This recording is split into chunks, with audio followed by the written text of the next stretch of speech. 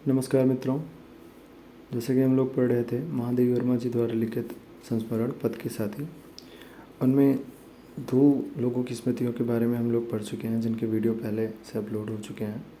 एक आपके सुभद्रा कुमारी चौहान जी हैं और दूसरे सूर्यकांत त्रिपाठी निराला जी। आज जिनके संदर्भ में बात कर रहे हैं वो है जयशंकर प्रसाद जी। और जो महादेवी वर्मा का संपूर्ण जीवन परिचय है वो आपको पहले वीडियो में मिल जाएगा, आप वहाँ पे देख सकते हो। आइए फिर शुरू करते हैं। महादेवी वर्मा जी अपनी स्मृतियों में जयशंकर प्रसाद जी के बारे में क्या लिखती हैं, ये पढ़ते हैं। महाकवि प्रसाद जी का जब स्मरण आता है तब मेरे सामने एक चित्र अंकित हो जाता है। हिमालय के ढाल पर उसकी गर्वीली चोटियों से समता करता हुआ एक सीधा देवदारू का वृक्ष था। उसका उन्नत मस्तक हिमातप वर्षा के प्रहार झेलता था।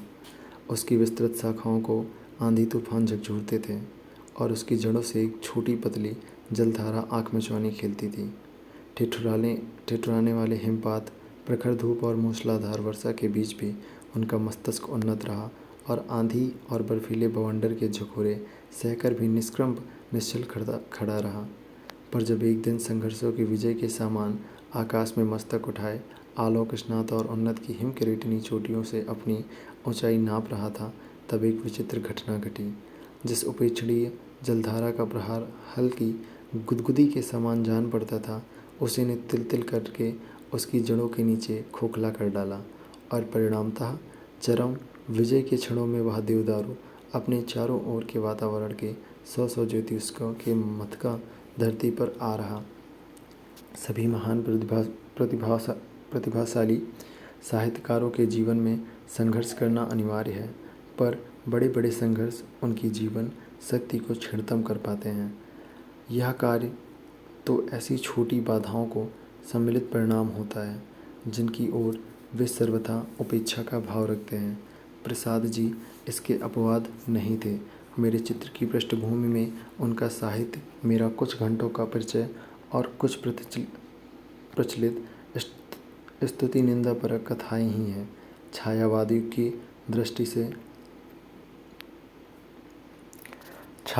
की दृष्टि से उनके साहित्य से मेरा अपरिचय संभव नहीं था और स्थान की दृष्टि के प्रयाग से काशी से दूर नहीं था, परंतु कुछ अज्ञात कारणों से मैंने उन्हें प्रथम और अंतिम बार तब देखा जब वे कामायनी का दूसरा सर्ग लिख रहे थे और मैं सांध्य गीत लिख चुके थे।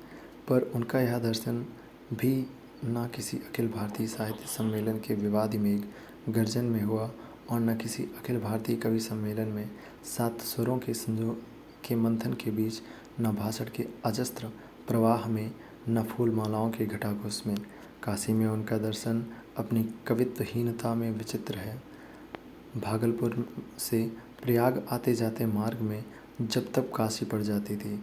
एक बार प्रसाद के दर्शनार्थ ही मैंने कुछ घंटों के लिए यात्रा भंग की, पर मैं और मेरे साथ आने वाला नौकर दोनों ही काशी की सड़कों और गलियों की सर्वथा अपरिचित थे। कवि प्रसाद को सब जानते होंगे। इसी विश्राम से कई तांगों वालों से पूछताछ की, पर परिणाम कुछ न निकला। निराश होकर जब स्टेशन के वेटिंग रूम में लौटने वाली थी, तब एक ने प्रश्न किया, क्या सुंगनी साहू के घर जाना है? सुंगनी साहू का अर्थ ग्रहण करने में मैं असमर्थ रही। समझा तंबाकू के चूर्ण का बास लेने वाला कोई साहूकार होगा। फिर अर्थ और स्पष्ट करने के लिए पूछा सुंगनी साहू क्या काम करते हैं? तो कहा तंबाकू की दुकान करते हैं। सुनकर तांगे वाले पर अकारण ही क्रोध आने लगा। प्रसाद जैसा महान कवि तंबाकू की दुकानदारी जैसा गद्यात्मक कार्य कैसे कर सकता है? कुछ स्वागत और कुछ तांगे वाले के अज्ञान कानों के लिए कहा, मुझे किसी तंबाकू की दुकान वाले सेठ के यहाँ नहीं जाना है। जिनके यहाँ जाना है वे कविता लिखते हैं। तांगे वाला भी साधारण नहीं था।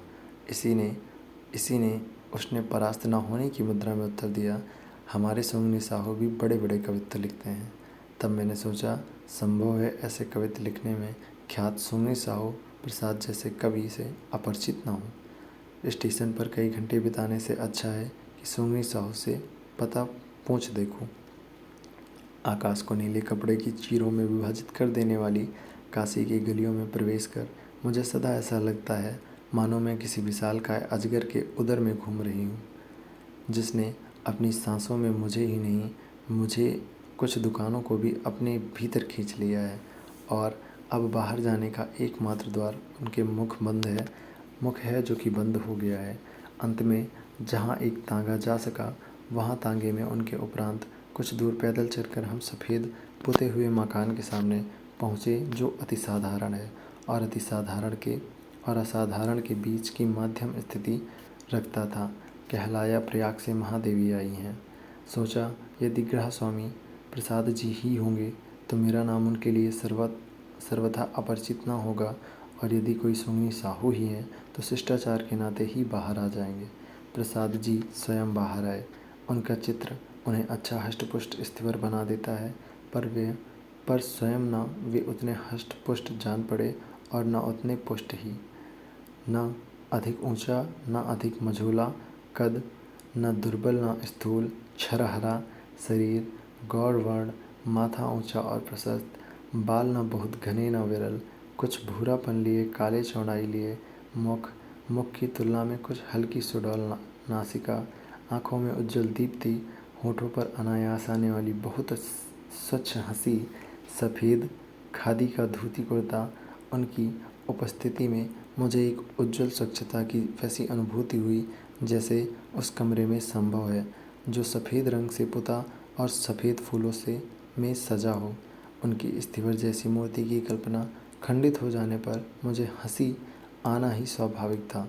उस पर जब मैंने अनुभव किया कि प्रसाद जी ही सुंगनी साहू हैं, तब हंसी ही रोकना असंभव हो गया।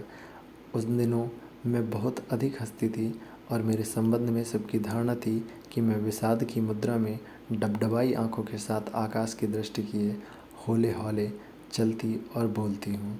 मेरी हंसी देखकर या मुझे मेरे भारी भरकम नाम के विपरीत देख प्रसाद जी ने निश्चल हंसी के साथ कहा, आप तो महादेवी ही जान पड़ती हैं। मैंने भी वैसे ही प्रश्न में उत्तर दिया, आप ही कहाँ कवि प्रसाद लिखते हैं, जो चित्र में बौद्ध भिक्षु जैसे हैं।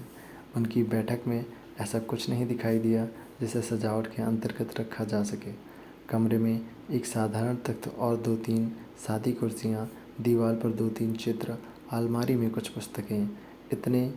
यदि इतने महान कवि रहने के स्थान में मैंने कुछ असाधारणता पाने की कल्पना की होगी तो मेरे हाथ निराशा ही आई। उन दिनों वे कामायनी का दूसरा सर्ग लिख रहे थे। क्या लिख रहे हैं पूछने पर उन्होंने प्रथम सर्ग का कुछ अंश पढ़कर सुनाया। वेदों में अनेक कथानक बहुत नाटकीय हैं और उनमें से किसी पर एक अच्छा महाकाव्य लिखा जा सकता था। उन्होंने ऐसा कथानक क्यों चुना है जिसमें कथा सूत्र बहुत सूक्ष्म है? ऐसी जिज्ञासाओं के उत्तर में उन्होंने कामायनी संबंधी अपनी कल्पना का कुछ विस्तार से व्याख्या की। उनकी धारणा थी कि अधिक नाटकीय कथाओं की रेखाएं इतनी कठिन हो गई कि उन्हें अपने दार्शनिक निष्कर्ष की ओर मुड़ना कठिन होगा। युग की ऐसी कठिन समस्या को प्राचीन कलेवर में उतारना तभी संभव हो सकता है जब प्राचीन मिट्टी लोचदार हो। जो प्राचीन तथा कठिन होकर एक रूपरेखा पा लेती है, उसमें वह लचीलापन नहीं रहता जो नई मूर्तिमत्ता के लिए आवश्यक है। इंद्र का व्यक्तित्व उनकी दृष्टि में बहुत आकर्षक रहस्यमय था, परंतु उसकी नाटकीय और बहुत कुछ रूढ़ कथा वस्तु कामायनी के संदेश को वहन करने में असमर्थ थी। ऋग्वैदिक कालीन वरुण के व्यक्तित्व और विकास के संबंध में भी उन्होंने अपना विश्लेषण दिया। वैदिक साहित्य में और भारतीय दर्शन मेरा प्रिय विषय रहा है, अतः तत्संबंधी बहुत सी जिज्ञासाएं मेरे लिए स्वाभाविक थीं। परंतु सभी चर्चाओं में मैंने अनुभव किया कि प्रसाद जी दोनों के संबंध में आधुनिकतम ज्ञान ही नहीं अपनी विशेष व्याख्या भी रखते हैं। वे कम शब्दों में अधिक कह सकने की जैसी क्षमता रखते थे, वैसी कम साहित्यकारों में भी मिलेगी। उनके बहुश्रुत होने का प्रमाण तो स्वयं उनका साहित्य है, परंतु इतिहास, दर्शन, साहित्य आदि के संबंध में इतने कम शब्दों में इतने सहज भाव से वे अपने निष्कर्ष उपस्थित कर सकते थे कि श्रोता का विस्मित हो जाना एक स्वाभाविक था।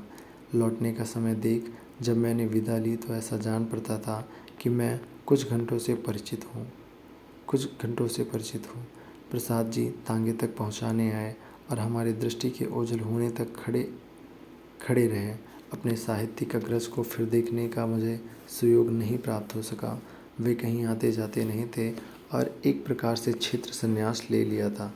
और उसी बीच प्रसाद के अस्वस्थ होने का समाचार मिला, पर बहुत दिनों तक किसी को भी यह ज्ञात नहीं हो सका कि रोग क्या है।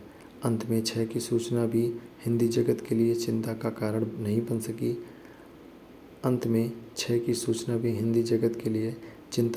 नहीं बन सकी।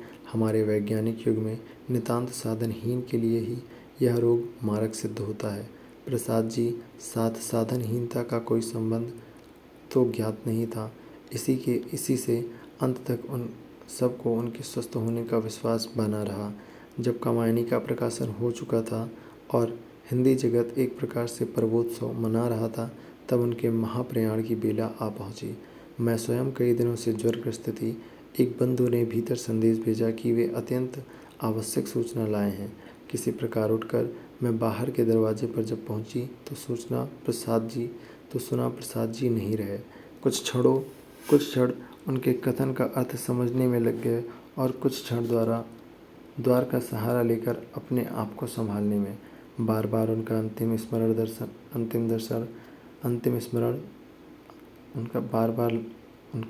अंतिम दर्शन स्मरण आने लगा और साथ ही साथ उस देवदारू का जिसे जल की क्षुद्र धारा ने तिल तिल काट कर गिरा दिया था। प्रसाद का व्यक्तित्व जीवन अकेलेपन की जैसी अनुभूति देता है, वैसी हमें किसी अन्य सामासिक साहित्यकार के जीवन के अध्ययन से प्राप्त नहीं होती। उन्हें एक संपन्न पर ऋणग्रस्त प्रतिष्ठित परिवार में जन्म मिला और भाई बहनों में कनिष्ठ होने के कारण कुछ अधिक मात्रा में स्नेह दुलार प्राप्त हो सका। किशोर अवस्था में वे एक ओर शारीरिक स्वास्थ्य के लिए बादाम खाते और कुश्ती लड़ते रहे और दूसरी ओर मानसिक विकास के लिए कई शिक्षकों से संस्कृत, फारसी, अंग्रेजी आदि का ज्ञान प्राप्त करते रहे। पर इसी किशोरावस्था में उन्हें पारिवारिक कलह की कटुता का अनुभव हुआ। इतना ही नहीं, उनके किशोर कंधों पर ही पारिवारिक उत्तरदायित्व, अर्थव्यवस्था और ऋण का भार आ पड़ा। ऐसा लगता है कि यही दुर्वाह भार सारे दुलार, स्वास्थ्य और विद्या का स्वाभाविक प्राप्य था। तरुणाई में ही वे माता पिता, बड़े भाई, 2 पत्नियों और इकलौते पुत्र की वियोग व्यथा झेल चुके।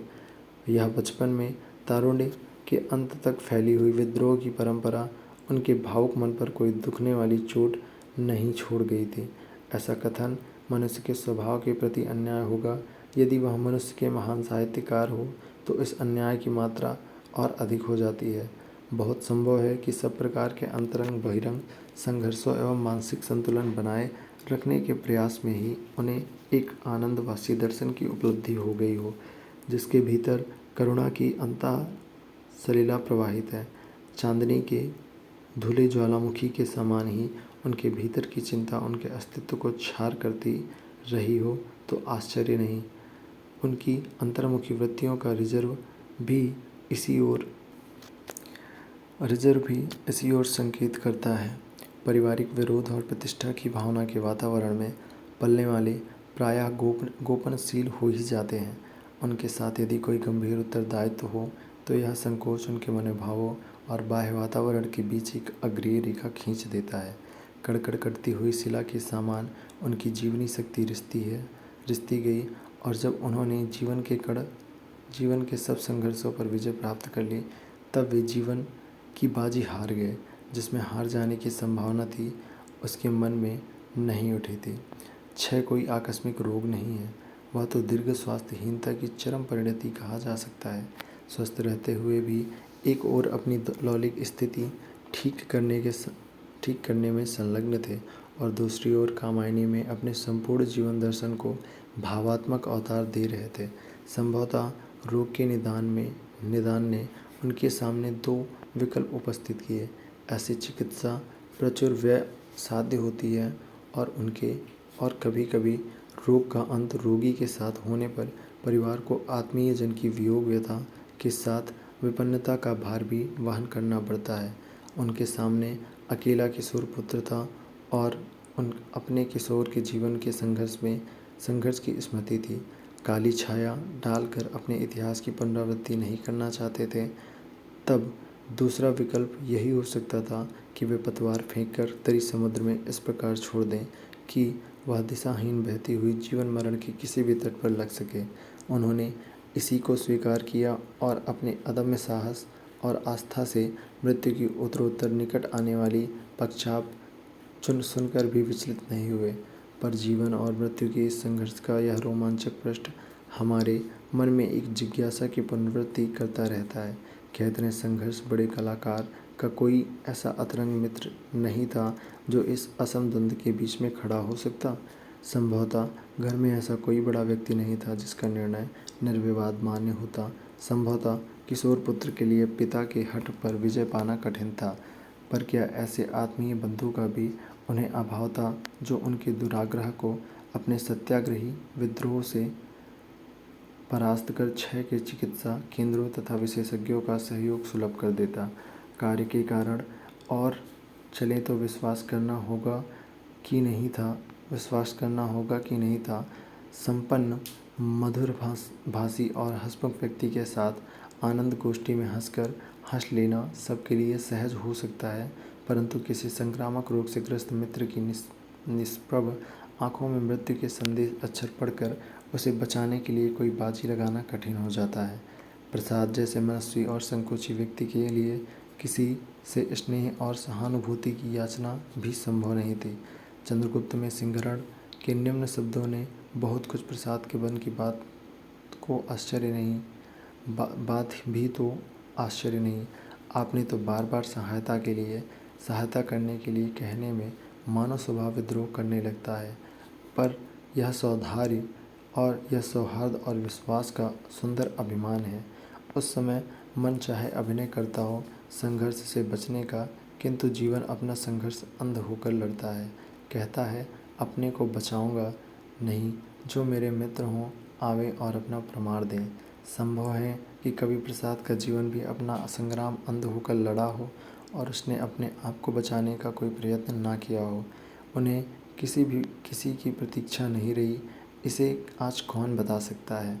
व्यवहारिक जीवन में एक का हित दूसरे के हित का विरोधी भी हो सकता है। ऐसे व्यक्तियों की प्रसाद संबंधी स्मृति उनकी अपनी चेष्टा में अधिक हो सकती है, प्रसाद की विशेषताओं की कम। भारतेंदु के उपरांत प्रसाद की प्रतिभा ने साहित्य के अनेक क्षेत्रों में एक साथ स्पर्श किया है। करोड़ मधुर गीत, अतुकांत रचनाएं, मुक्त छंद, खंड काव्य, सभी उनके खंड काव्य बहुमुखी प्रसार के अंतर्गत हैं। लघु कथा के वैचित्र से लंबी कहानियों की विविधता तक उनका कथा साहित्य फैला है। कंकाल उपन्यास के विषम नागरिक यथार्थ से तितली की भावात्मक ग्रामीणता तक उनकी औपन्यासिकता प्रतिभा का विस्तार है। एकांकी, प्रतीक रूप, गीति नाट्य, ऐतिहासिक नाट्य आदि में उन्होंने नाटकीय स्थितियों का संचयन किया है। उनका निबंध साहित्य किसी भी गंभीर दार्शनिक चिंतन को गौरव देने में समर्थ है। साहित्यिक प्रतिभा के साथ साथ उनकी व्यवहार बुद्धि कुछ कम असाधारण नहीं है। धूमिल नए युग के काव्य और विचार को आलोक की पृष्ठभूमि देने के लिए इन्होंने हिंदू जागरण जैसे पत्रों का कल्पना का मूर्त रूप दिया। भारतीय भंडार का जन्म भी उनकी उसी बुद्धि का परिणाम है, जिसने युग की प्रत्येक संभावना को परख कर उसका उचित दिशा में उपयोग किया। उनका जीवन उनके कार्य को देखते हुए घट में समुद्र का स्मरण दिलाता है। बुद्धि के अधिक से पीड़ित हमारे युग को प्रसाद का सबसे महत्वपूर्ण दान कामायनी है। अपने काव्य सौंदर्य के कारण भी और अपने समन्वयात्मक जीवन दर्शन के कारण भी। भाव और उसकी स्वाभाविक गति से बनने वाले जीवन तरंग में सापेक्ष संबंध है। बहती हुई नदी का जल आदि से अंत तक ऊपर से कहीं तरंगाकुल, कहीं प्रशांत मंतर जल ही अधिक दिखाई देता है, परंतु वह तरलता किसी शून्य पर प्रवाहित नहीं होती। वस्तुतः उसके अतल अछोर जल के नीचे भी भूमि की स्थिति अखंड रहती है। इसी से आकाश के शून्य से उतरने वाले मेघजल को हम बीच में तटों से नहीं बांध पाते। पर नदी के उसके तट पर उसकी गति का स्वाभाविक परिणाम है। भाव के संबंध में भी यही सत्य है। जिसके तल में कोई संलिष्ट जीवन दर्शन नहीं है, उसे आकाश का जल ही कहा जा सकता है। जीवन को तट देने के लिए, उसके आदि की इकाई को अंत की समष्टि में असीमता देने के लिए ऐसे दर्शन की आवश्यकता रहती है जिस पर श्रेय प्रेय में तरंगायित होकर सुंदर बन सके।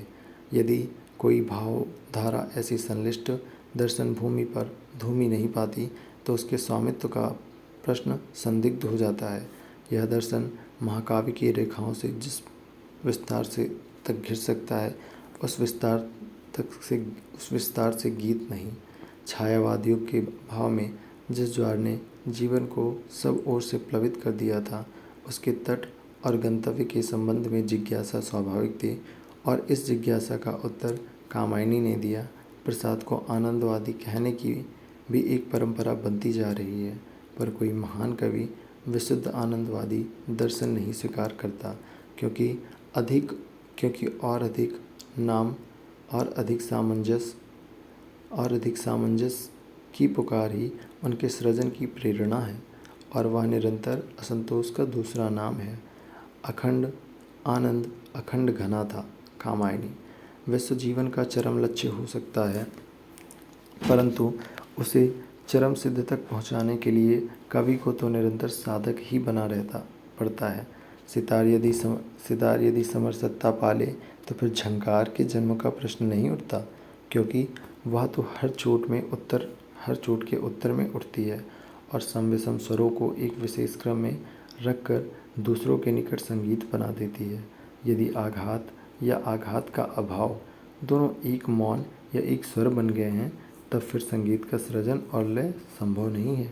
जीवन का प्रसाद का जीवन, बौद्ध विचारधारा की ओर उनका झुकाव, चरम त्याग, बलिदान वाले करुण कोमल पात्रों की सृष्टि, उनके साहित्य में बार बार अनुगुंजित करुणा का स्वर आदि प्रमाणित करेंगे कि उनके जीवन के तार इतने सधे और खींचे हुए थे कि हल्की से हल्की कंपन भी अपनी प्रतिध्वनि पा लेती थी। हमारे युग के समष्टि के हृदय और बुद्धि में जो भाव विचार नीरों उमड़ रहे थे, उन्हें कवि ने जागरण के स्वर देकर मुखरित किया। पर जब हिमाद्री तुंग तरंग से माँ भारती इस स्वर साधक को पुकारा, तब अपनी वीणा रखकर यह मौन हो चुका था। तो अभी आप पढ़ रहे थे महादेवी वर्मा जी द्वारा लिखित संस्मरण पथ के साथी, जिसमें उन्होंने जयशंकर प्रसाद जी का स्मरण किया है। तो इसके पहले भी हमारे 2 वीडियो हो चुके हैं, जिनमें सुभद्रा कुमारी चौहान जी हैं और सूर्यकांत त्रिपाठी निराला जी की स्मृति महादेवी वर्मा जी ने अपने रचना में वर्णित की है। अगला जो हम पढ़ेंगे वो होगा सुमित्रा नंदन पंत का, और जल्द ही उसका वीडियो अपलोड करूँगा। धन्यवाद।